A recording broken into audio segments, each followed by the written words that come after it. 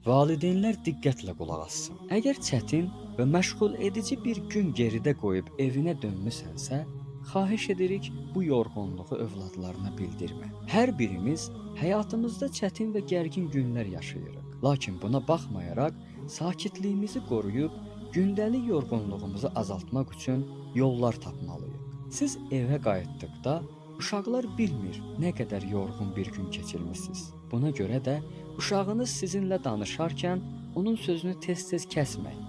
Çünki bu iş onun sözünə marağınızın olmadığını və sözünə dəyər verməməyinizi fikirləşməyə səbəb olacaq və nəticədə sizinlə danışmaqdan soyuya bilər. Həmişə səbirli olmağa çalışın və övladınızın sözlərini diqqətlə dinləyin. Çünki bu şəkildə onun fikirlərinə və hisslərinə dəyər verməyinizi göstərmiş olacaqsınız. Əgər bu cür yanaşsanız, övladınız bütün problemlərini sizinlə bölüşəcək və nəticədə kritik anlarda ona vaxtında kömək etmiş olarsınız.